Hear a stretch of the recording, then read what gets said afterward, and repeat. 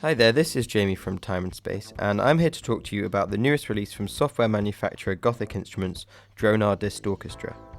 For those of you who aren't familiar with Gothic Instruments, the company was founded in early 2016 by Dan Graham and Adam Hanley, and since then they've released a really successful run of libraries branching down two different ranges. Sculptor, which is dedicated to sound design tools such as impacts, drops and risers, and then the DRONAR range, which is geared towards deep expressive atmospheres. And each module explores a different area of sound, ranging from hybrid instruments to fully electronic. And here we have DRONAR Distorchestra, the 14th module and latest addition to the DRONAR range. As you may have started to work out from the title, this library explores live orchestral recordings, specifically of brass, woodwinds and strings, which have then been expertly processed by sound designer Alessandro Camnasio, and he's transformed them into strange new disjointed orchestral sounds, suitable for a big variety of music.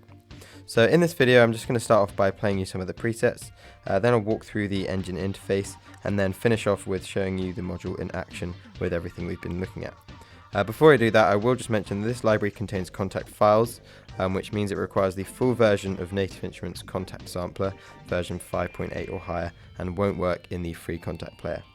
Okay, let's hear some of the presets.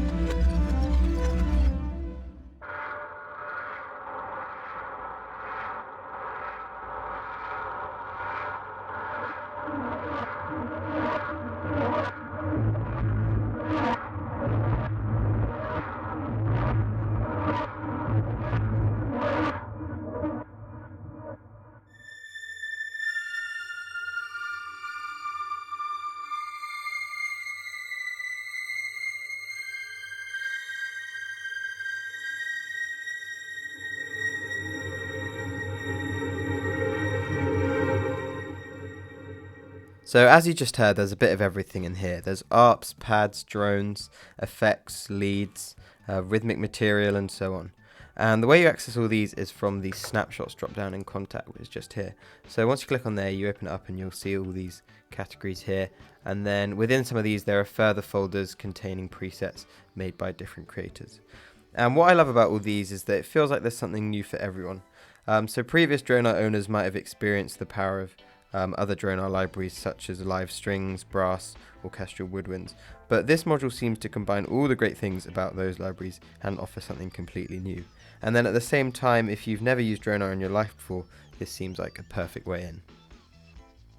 So now we're going to take a look at the DRONAR engine, as this is where so much of DRONAR's power comes from, and it's important for new users to see that. For regular DRONAR users, it's also good to jog your memory. So here we have the main page of the engine, and as you can see, every preset contains 4 different layers: low, mid, high and effects. And from here you can control the level of each one of these, as well as turning them on or off just by clicking on the word. Then we also have the intensity dial, which can also be controlled using the modulation wheel, and this basically fades through the velocity layers as you increase it. Then we have the movement dial, and this controls the amount of ARP and LFO you send to the whole sound. And then finally we have effects and levels for the reverb and delay.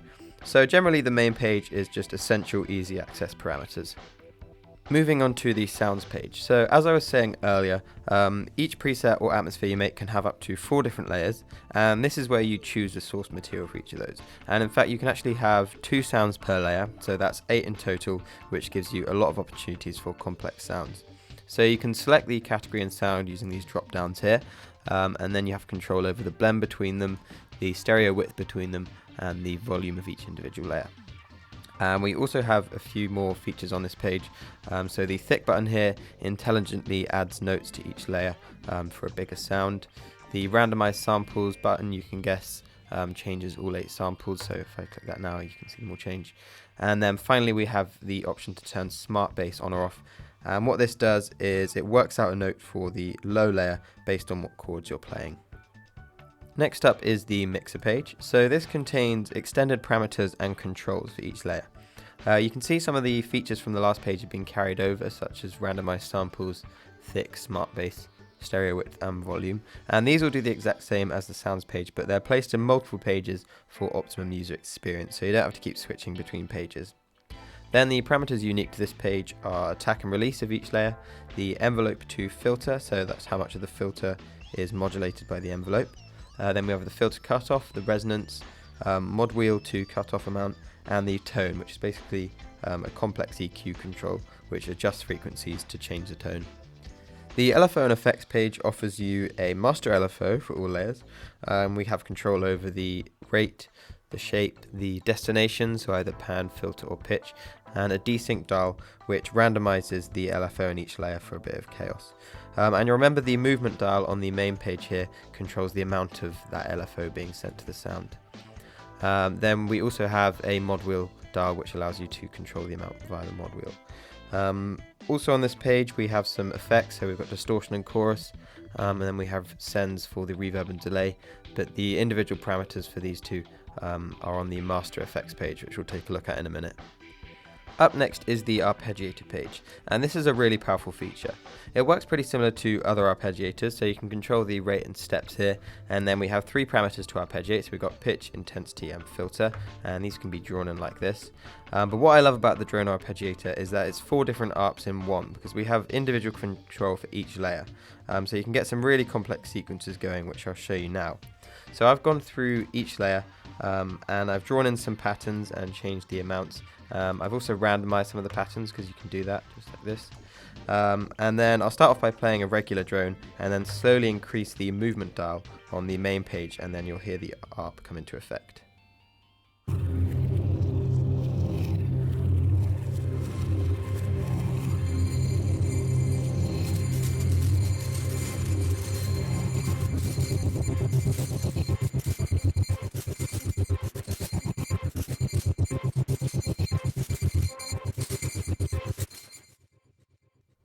The final page we're going to take a look at is the Master Effects page. So to start off here we have a basic EQ and compressor, and then underneath we have the Master Delay and Reverb, which we've seen on previous pages as sends. So we've got a lot of parameters to control over these, and there's a really nice selection of 28 different reverbs to choose from, which are really suitable to DRONAR. And finally at the bottom we have this gator, which can be used to trigger some kind of cool stutter type effects. So that is an overview of the DRONAR engine, and you can see how much control and detail we have. And now what I'll do is show you it in action. So I've already recorded some DRONAR material into Logic, and now I'll just play an additional layer live whilst manipulating it.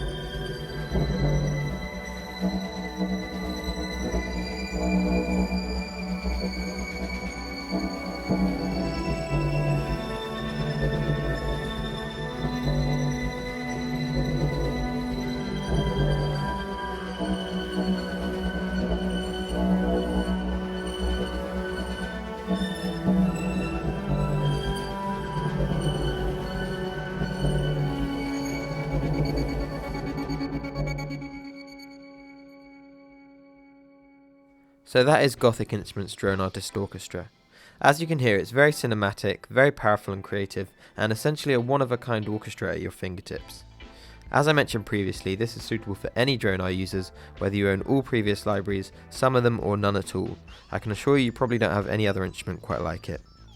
Just to reiterate, this contains Kontakt files for the full version of Kontakt 5.8 or higher, so you will require that software to use it, but for more information or sound demos, please head to www.timespace.com. Thanks for watching.